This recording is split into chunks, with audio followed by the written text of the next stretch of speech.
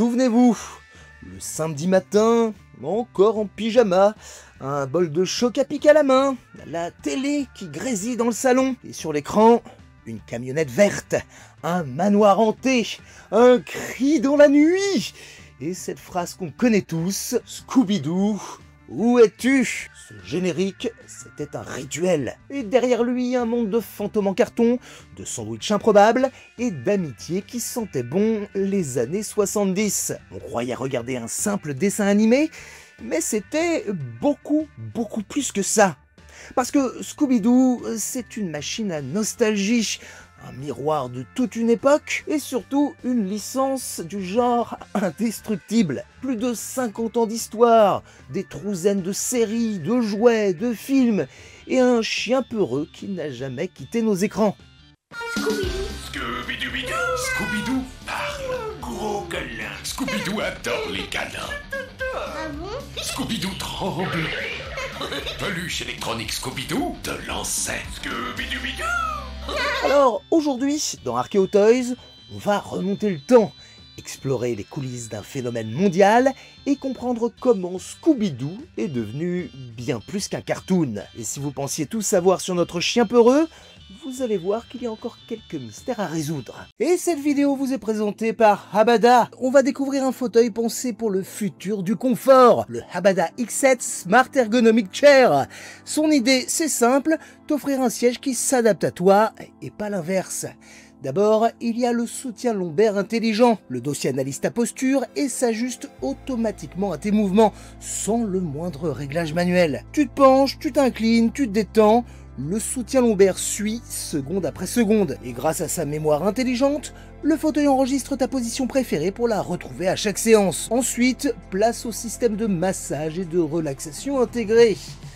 Le massage biométrique 8D avec 3 niveaux d'intensité et un chauffage au graphène pour détendre tes muscles. S'il sent que tu restes trop longtemps assis, le fauteuil t'envoie un rappel de sédentarité. Oui, une chaise qui te dit de bouger. J'avais encore jamais vu ça. Et pour ceux qui bossent ou jouent pendant des heures, il y a l'assise avec ventilation intégrée. 2 ventilateurs, 3 vitesses et un tissu 4D respirant qui garde l'assise fraîche, même en plein été. C'est le confort longue durée, sans surchauffe. Ajoutez à ça une tétière 4D, des accoudoirs 720 degrés, une inclinaison zéro gravité et une structure en aluminium. On est sur du haut de gamme, pensé pour la performance et la détente. Au tout début de la chaîne, j'avais une vieille chaise de camping. Ouais, et mes fesses s'en souviennent encore. Là, je crois que j'ai enfin trouvé ce dont j'avais besoin. Surtout quand, comme moi, vous passez des heures à chercher des archives, taper des scripts ou encore faire du montage de vidéos.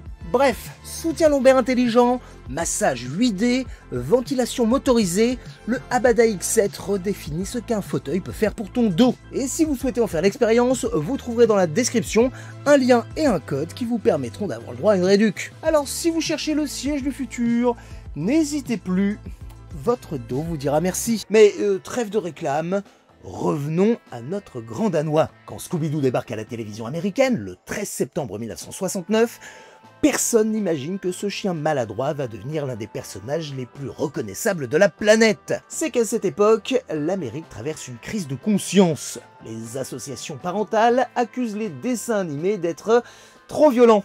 Et oui, déjà. Alors les super-héros disparaissent des programmes et la chaîne CBS cherche désespérément une série jeunesse qui soit inoffensive. C'est pour ça que le producteur Fred Silverman va contacter 2 scénaristes débutants du studio Hanna-Barbera, Joe Ruby et Ken Spears. Leur mission, inventer un dessin animé sans bagarre, sans armes, mais qui garde du mystère, de l'humour et une vraie tension dramatique. En seulement quelques semaines, ils trouvent la formule magique. Une bande d'adolescents dans un van, un décor inquiétant, un monstre et un chien peureux. Le concept est très simple, presque enfantin.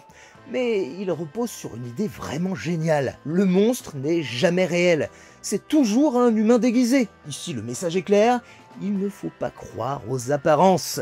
Mais avant même d'écrire les dialogues, il faut leur donner un visage. Et c'est là qu'intervient un homme au parcours aussi incroyable que méconnu. Iwao Takamoto. Fils d'immigrés japonais né à Los Angeles, Takamoto a passé une partie de son adolescence dans un camp d'internement américain pendant la Seconde Guerre mondiale. À sa sortie, il rentre presque par hasard au studio Disney, où il travaillera comme dessinateur sur des films comme La Belle et le Clochard ou encore Les 101 Dalmatiens. Oui, déjà des chiens. Et puis dans les années 60, il quitte Disney pour rejoindre Hanna-Barbera, séduit par l'idée de liberté de création que lui offre la télévision. Et quand on lui demande de concevoir un dog allemand pour une nouvelle série, il appelle un éleveur et il va faire absolument tout le contraire de ce qu'on lui conseille. Au lieu d'un chien noble et élégant, il dessine un animal maladroit, avec des pattes trop longues, un dos voûté, un museau disproportionné et surtout un sourire un peu idiot, mais terriblement attachant. Je voulais qu'on ait envie de le protéger, expliquera-t-il plus tard. Et ce design va devenir l'une des clés du succès. Un héros peureux dans un monde effrayant. Et pour le nom, c'est encore une histoire de hasard. Parce que Fred Silverman, en écoutant Frank Sinatra chanter Stranger in the Night, va entendre ce passage.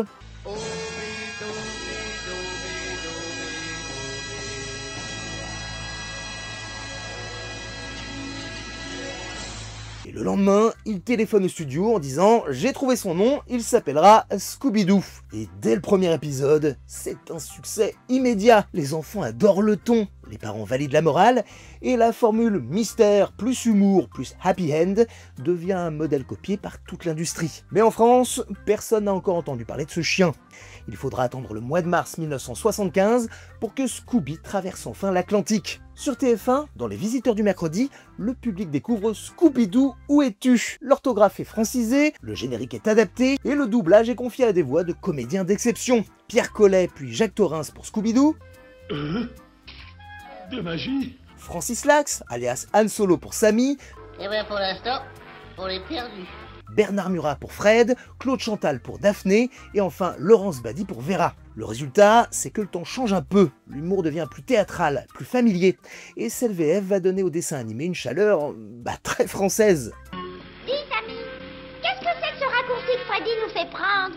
Quant au générique, il devient un classique. Et pour toute une génération d'enfants, ce chien maladroit, sa bande d'amis et sa camionnette bariolée deviennent un repère du mercredi après-midi. À la maison, la peur se transforme en rire et les manoirs hantés deviennent un terrain de jeu. En quelques semaines, Scooby-Doo s'installe durablement dans la mémoire collective. Et ce qui n'était qu'un pari très risqué à Hollywood, va devenir, en France aussi, une icône de l'enfance. Mais les années 70 ne vont pas se contenter de prolonger le succès. Ils vont l'amplifier. Parce que la chaîne CBS commande immédiatement une suite. Mais cette fois-ci, le format change un peu. Des épisodes plus longs et une ambition nouvelle. Inviter des célébrités. En 72, la série The New Scooby-Doo Movies fait son apparition et met en scène la bande aux côtés d'invités réels ou d'autres personnages de l'univers Hanna-Barbera, comme Batman et Robin, Laurel et Hardy, les Harlem Globetrotters ou encore la famille Addams. Pour la première fois, Scooby-Doo devient un univers partagé et le succès est considérable. Ces épisodes spéciaux, diffusés entre 72 et 74, sont parmi les plus populaires de toute la franchise. Et ils posent aussi une signature visuelle, des couleurs psychédéliques, des musiques groovy et des animations minimalistes typiques de Hanna-Barbera. Mais en 76, la série change de chaîne aux États-Unis. CBS perd les droits et c'est ABC qui récupère la licence. Sous sa nouvelle bannière, Scooby-Doo revient sous plusieurs titres. Il y aura le Scooby-Doo Show, puis un programme combiné avec Scooby, Yogi l'ours et d'autres héros qui participent à des Jeux Olympiques du rire. C'est qu'à ce moment-là, Hanna-Barbera a compris la puissance de sa formule. Mélanger ces héros dans un même univers, une idée qui inspirera des générations de producteurs, à commencer par Marvel. Mais pourtant, en cette fin des années 70, la popularité de Scooby commence à s'essouffler. Les scénarios se répètent, et puis les audiences baissent. Alors en 79, pour relancer la franchise, le studio introduit un nouveau personnage, Scrappy-Doo, le neveu hyperactif de Scooby.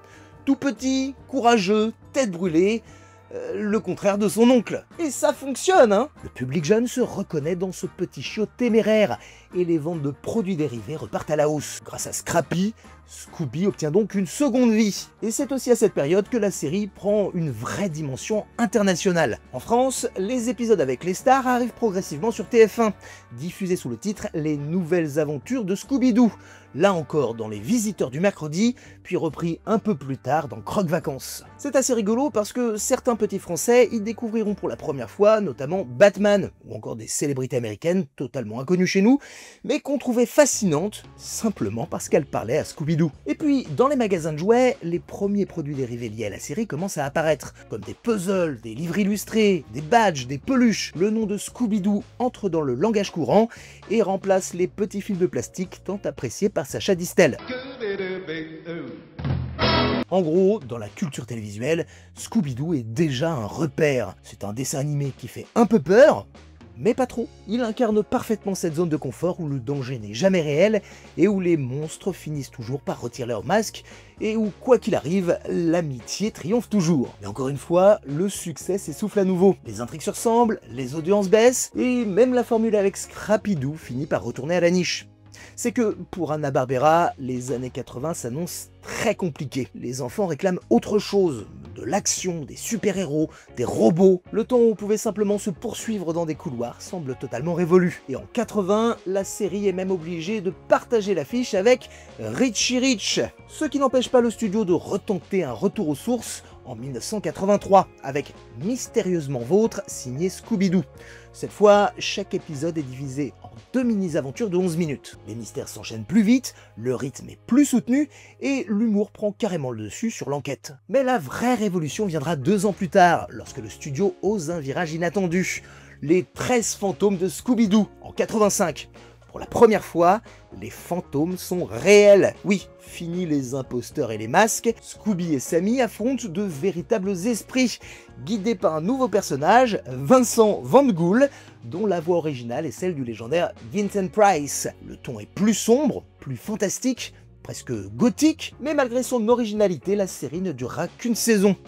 L'audience n'était pas plus que ça au rendez-vous, et l'animation télévisée américaine est en train de se transformer. C'est que l'époque des grands studios touche à sa fin, et Hanna-Barbera subit de plein front la concurrence de séries plus dynamiques, et surtout financées par des marques de jouets, comme Transformers, G.I. Joe ou encore Musclor. Pourtant, Scooby-Doo n'est pas prêt de disparaître. En 88, on teste un nouveau pari, l'agence Tout au Risque.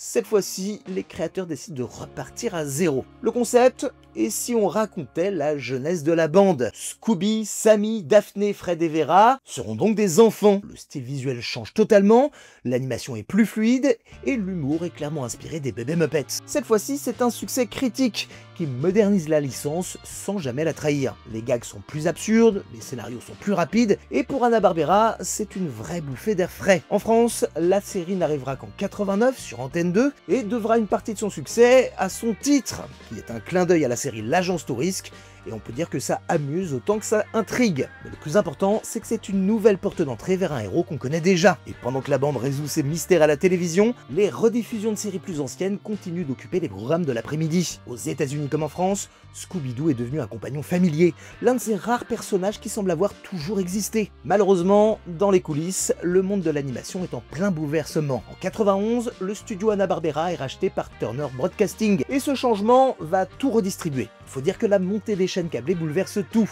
Alors, Turner Broadcasting, déjà propriétaire de la chaîne TBS, va chercher à exploiter le gigantesque catalogue de dessins animés. C'est une jolie pépite, le studio compte près de 3000 personnages et plus de 350 séries animées. Et pour ce faire, ils vont avoir une super idée, créer une chaîne entièrement dédiée aux dessins animés. En 92 naît Cartoon Network, et à l'intérieur, Scooby-Doo redevient une vedette. Les rediffusions tournent en boucle, mais on y trouve très peu de nouveautés. En tout cas, aucune avec Scooby-Doo. Notre chien est donc devenu un classique, et il entre officiellement dans la pop culture mondiale. Et l'histoire ne s'arrête pas là, parce qu'en 96, Turner fusionne avec Time Warner. Le studio Hanna-Barbera, désormais sous le contrôle direct de Warner Bros Animation, devient une simple filiale d'un empire du divertissement. Et pour Scooby-Doo, c'est une seconde naissance, parce que Warner va décider de relancer la licence avec une série de films d'animation destinés au marché de la vidéo. Un format en plein essor en cette fin des années 90. Et en 98 sort Scooby-Doo et l'île des zombies. Le ton est plus mature, plus cinématographique, et l'animation est bien au-dessus des standards télévisés. Alors forcément, c'est un carton. Le film relance totalement la franchise et redonne de la crédibilité à Scooby-Doo. Donc forcément, dans les années qui suivront, Warner enchaînera une série de suites direct ou vidéo. Et ces longs métrages animés sont pensés comme un nouvel âge d'or pour la marque. C'est encore une fois un nouveau public qui découvre la bande originale, les ambiances gothiques et surtout le duo comique Scooby-Sammy, désormais indissociable. En France, ils deviendront rapidement de vrais succès de vidéoclub. Mais entre-temps, la VF a quelque peu changé. Les enfants découvrent un nouveau Scooby, doublé par Eric Missoff, et entouré d'une nouvelle génération de comédiens, comme Mathias Kozlowski pour Fred, Céline Meloul pour Daphné, ou encore Caroline Pascal pour Vera. T'as vu ça, Scooby? Oh non! Ouais! Moi non plus! Scooby-Doo n'est donc plus seulement une simple série télé pour enfants, c'est devenu une franchise internationale capable de renaître à chaque génération. Dans le monde entier, les ventes de produits dérivés deviennent délirantes. Scooby-Doo chasse les fantômes avec la Mystery Machine, le van de tes héros préférés. Lance-toi à la poursuite du fantôme phosphorescent avec Sammy et son super scooter. Mystery Machine et figurines du Scooby Gang de Lancet. Et à la fin de la décennie, Scooby-Doo est prêt pour le grand écran, en chair et presque en os. Oui, en 2002 sort le tout premier film live-action réalisé par Raja Gonel sur un scénario signé par James Gunn, futur réalisateur des Gardiens de la Galaxie. Au casting, Freddie Prinze Jr. en Fred, Sarah Michelle Gellar en Daphné, Linda Cardellini en Vera et Matthew Lillard en Sammy, dont la performance va marquer à jamais le personnage. Nous jurons de ne plus être aussi nuls que nous sommes. Scooby, quant à lui, est en 3D intégrale, doublé par Neil Fanning. Et le ton du film est un mélange étrange entre parodie, aventure et nostalgie assumée. Il prend tout ce que la série a de kitsch et le transforme en divertissement grand public. Le pari était risqué, mais le résultat dépasse toutes les attentes. Plus de 275 millions de dollars de recettes mondiales. À l'époque, c'est du jamais vu pour une adaptation tirée d'un vieux cartoon des années 60. 2 ans plus tard, il y aura une suite qui reprend les codes du premier avec encore plus de créatures et des clins d'œil aux fans de la première heure, comme le musée des monstres, les costumes classiques, les références à l'animation d'origine, mais l'humour est beaucoup plus appuyé et le ton plus enfantin, ce qui permettra à la magie d'opérer sur les plus jeunes, peut-être un peu moins sur les adultes. En France, les 2 films réuniront près de 2 millions de spectateurs en salle. Et forcément, à la télévision, c'est le grand retour de Scooby dans les programmes jeunesse. Parce qu'en parallèle, Warner lançait une nouvelle série, Quoi de neuf Scooby-Doo, diffusée de 2002 à 2006, et pour l'occasion, l'orthographe de la version française va changer pour reprendre celle de la version originale. C'est la première série animée depuis la fin des années 80, un véritable événement historique, et elle modernise la formule. Il y aura des ordinateurs portables, des téléphones, internet, mais toujours le même schéma d'enquête et la même bande soudée. Le design est mis à jour, il est plus lisse, et la bande originale, signée du groupe Simple Plan, devient culte pour toute une génération. En France, la série n'arrivera sur France 3 qu'en 2003, puis elle passera sur Boomerang ou encore sur Cartoon Network. Et puis ce n'est pas qu'à la télé que Scooby-Doo s'impose. Dans les rayons des magasins de jouets, le chien peureux est partout.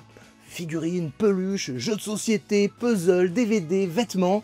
Le merchandising devient un vrai pilier du succès. McDonald's ou Burger King lancent leur gamme de jouets Scooby-Doo dans leur menu enfant. Scooby-Doo et ses amis déboulent dans ta Magic Box. Allez, Chance, on se retrouve.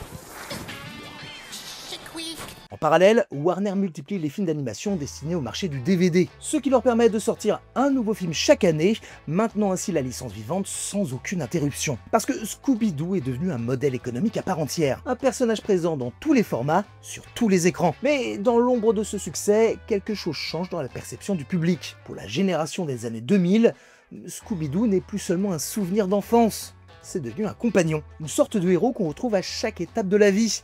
Le matin avant l'école, le soir sur DVD, et plus tard dans des rediffusions nostalgiques sur les chaînes câblées. C'est vraiment cette présence continue qui assure sa longévité. Pendant que d'autres franchises s'éteignent, Scooby, lui, continue à s'adapter. Alors, quand les films en prise de vue réelle s'essoufflent, l'animation prend le relais.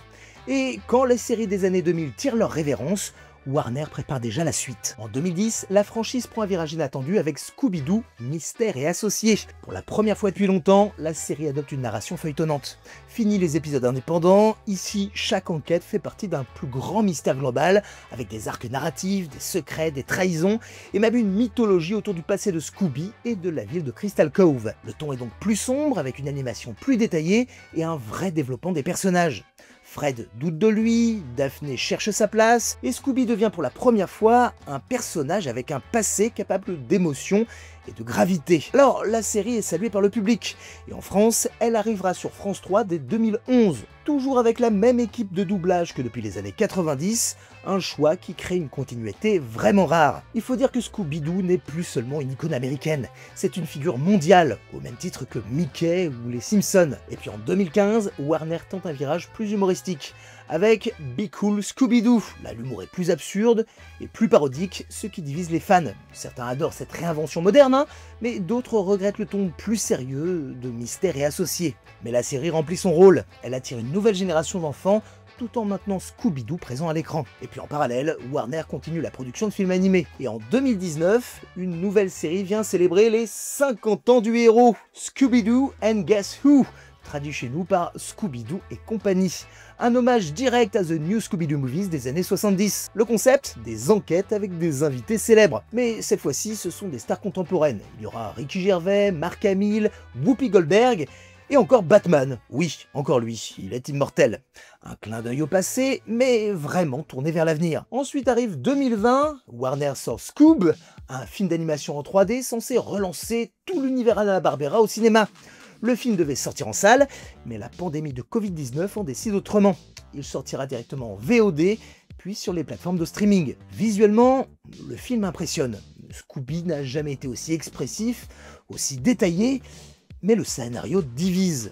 Trop centré sur les crossovers, pas assez sur la bande d'origine. Pourtant Scoob reste un succès en streaming, et il prouve que même en pleine crise mondiale, le chien le plus peureux de la planète peut encore faire parler de lui. Peu de héros peuvent en dire autant. Dernière révolution en 2022, lorsque les producteurs de films Scooby-Doo et le mystère d'Halloween annoncent que le personnage de Vera y vivra une romance totalement assumée avec une femme. Un coming out qui exorcise pour de bon ce qu'on pressentait depuis le début. C'est qu'après plus de 50 ans d'enquête, de cris, de sandwich et de rires partagés entre les générations, Scooby-Doo n'est plus seulement une série, c'est une tradition, un repère, un pont entre les âges. Et à l'échelle de l'Europe, il reste l'un des rares héros américains à avoir été adopté sans réserve par absolument tous les publics. Les fabricants de jouets ne s'y sont pas trompés, hein, à commencer par Playmobil. On arrive au manoir hanté. Regardez, on a trouvé un trésor. Ouh, pas si vite, c'est à moi. Filons d'ici. Oups. Oh oh. Je suis là. Pas pour longtemps. Pris au piège. Oh, j'ai trop peur. Oh non. Playmobil, en avant les histoires. Et si Scooby-Doo a survécu à toutes les époques, c'est parce qu'il a compris une chose essentielle. Peu importe les modes, les technologies, les reboots, la peur, elle, ne vieillit jamais. Et puis, il y a une question qu'on s'est tous posée. Depuis des décennies, une théorie revient sans cesse. Sammy et Scooby seraient drogués. Et soyons honnêtes, la première fois qu'on revoit la série adulte, c'est difficile de pas y penser. Le seul mystère que je connais, c'est pourquoi cette avec son torchon orange est encore notre chef. Cause meilleure, Bitnik, ou je te fais bouffer par le chien. Je n'en peux plus de toute cette violence. Un duo affamé en permanence qui hallucine devant des monstres avec un mec qui parle à son chien et qui passe son temps dans une camionnette remplie de fumée. Disons que ça sent pas exactement le thé à la menthe, surtout quand on sait que la série naît à la fin des années 60, en pleine contre-culture hippie, au moment même où les États-Unis découvrent la jeunesse qui fume, qui milite et qui danse pieds nus dans les festivals. Scooby-Doo, c'est l'Amérique post-Woodstock. Mais bon, il faut remettre les choses en contexte. Joe Ruby et Ken Spears ont été clairs à de nombreuses reprises. Ils n'ont jamais imaginé Scooby et Sammy comme des hippies drogués. Leur seul objectif, c'était de créer des personnages comiques et peureux. Et Sammy mange tout le temps, non pas parce qu'il a la dalle du fumeur, mais parce qu'il présente la gourmandise et la maladresse infantine. Autrement dit, le concept était purement humoristique, pas psychédélique. Sauf qu'en 1969, impossible d'échapper à l'air du temps. Les vêtements amples, le van bariolé, le look beatnik, tout ça colle à la génération hippie, même si c'était pas vraiment voulu. Le personnage de Sammy, avec sa barbe et sa voix traînante, évoque forcément l'archétype du stoner californien. Et c'est ce décalage qui a nourri le mythe. Un héros de cartoon qui, sans jamais fumer à l'écran, emporte tous les codes. D'ailleurs, le studio Hanna-Barbera recevait souvent des lettres de parents inquiets, et certains accusaient la série d'encourager la paresse ou de donner une image irresponsable à la jeunesse. Les producteurs ont toujours démenti, mais n'ont jamais vraiment cherché à effacer cette ambiguïté. Parce qu'au fond, elle faisait partie du charme. À partir des années 90, les parodies vont renforcer cette lecture de stoner. Même Matthew Lillard, l'acteur du film de 2002, a reconnu que cette interprétation faisait partie de la légende du duo. Dans certaines interviews, il dira « Je ne joue pas un drogué, mais je sais que tout le monde le pense. » On va devenir magnifique et fantastique et spectaculaire. Et on sera plus andouilléfique, minablastique et incompétaculaire. Oh oui, on est spectaculaire. Et Warner, au lieu de le nier, va s'en amuser. Dans plusieurs films récents, les scénaristes glissent des clins d'œil plutôt discrets. La fumée qui sort du van, mais qui vient d'un barbecue, ou les yeux mi-clos de Sammy à cause du manque de sommeil. De l'autodérision donc, rien de plus. Mais ça suffit à entretenir la légende. Parce qu'au fond, Scooby-Doo n'a jamais parlé de psychotrope. Il parle d'évasion, de cette envie d'aller ailleurs, d'explorer, de rire, même quand le monde fait peur. Sammy et Scooby ne sont pas des junkies, ce sont deux enfants qui refusent de grandir. Ils ne se battent jamais, ne mentent jamais, ne trichent jamais, ils ont juste faim de nourriture, d'amitié, de liberté. Et si leurs aventures nous font encore rire 50 ans plus tard, c'est parce qu'elles parlent de quelque chose d'universel. La peur, la fuite, le courage de revenir quand même. Pendant plus d'un demi-siècle, Scooby-Doo a survécu à tout. Aux guerres des chaînes, au rachat des studios, aux reboots ratés, aux parodies, aux Pokémon. Et malgré tout, il est toujours là. Le chien le plus peureux de la télévision est devenu l'un des personnages les plus résistants de l'histoire de la pop culture. Peut-être simplement parce qu'il nous parle d'un truc qu'on oublie trop souvent. La peur, ce n'est pas ce qui nous arrête, c'est ce qui nous pousse à avancer. Scooby-Doo, c'est le courage de ceux qui ont peur. C'est l'idée qu'on peut trembler, fuir, douter, mais qu'à la fin, on finit toujours par revenir avec ses amis pour démasquer les monstres. Oui, Scooby-Doo, c'est un peu nous tous. Et si la série continue de parler à toutes les générations, c'est parce qu'elle nous rappelle que les fantômes ne sont presque jamais réels. Les vrais monstres, ce sont ceux qu'on laisse dans l'ombre. Voilà, si toi aussi tu veux qu'on continue à démasquer les fantômes du passé, abonne-toi à la chaîne et dis-moi dans les commentaires quelle version de Scooby-Doo a vraiment marqué ton enfance. Cette vidéo a besoin de vous pour vivre, alors partagez-la au maximum, lâchez votre meilleur pouce bleu. Quant à nous, on se retrouve très vite, et en attendant, n'oubliez pas que vous avez été des enfants.